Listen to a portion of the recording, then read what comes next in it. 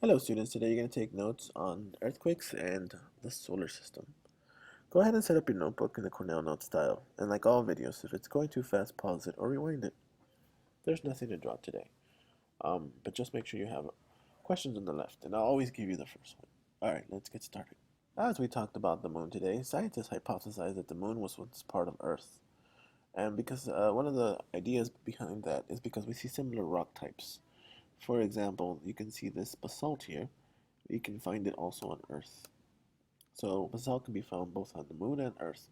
And then there's other rock types like olivine and other rock types that are both here and on the moon, which means we probably were one um, at once connected. Okay, go ahead and come up with a question for one. Actually, I'm going to give you number one.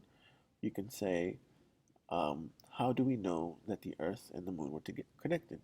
Or we can say, um, can basalt be found on the moon? Those can be either ones. You can use those as your questions.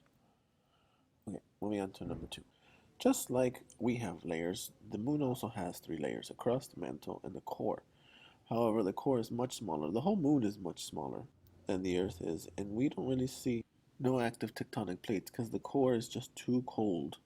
I mean, it's hot, but it's not warm enough to have mantle convection, which would cause a tectonic plate movement. So all the crust is into one solid piece. Well, we have noticed that the moon does get earthquakes, but they're mostly caused by asteroid impacts or rocks hitting them.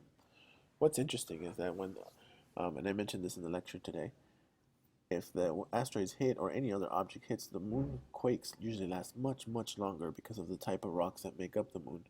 It also has to do with the size of the moon. So, for example, an asteroid impact can create an earthquake can last sometimes an hour or even an hour and a half. All right, go ahead and come up with your question for number two. Are you ready? Let's move on to number three. And this is the one I was talking about. Because of what the rock composition of the moon, earthquakes last much, much longer.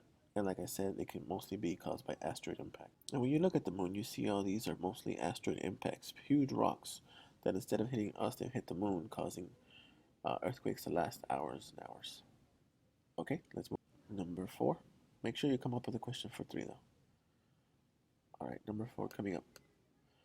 Seismologists, who are scientists who study earthquakes, also hypothesize that Mars has three layers, although we know much less about Mars than we do about the moon because we just haven't been there as much. With seismographs, there's only been one spaceship, the Viking lander, which was in 1976, and it's the only ship that has a seismograph, and it recorded very small earthquakes. But this is what we think we know about Mars. So we think it has two major tectonic plates, and they mostly transform or move side to side, although in other places they do converge.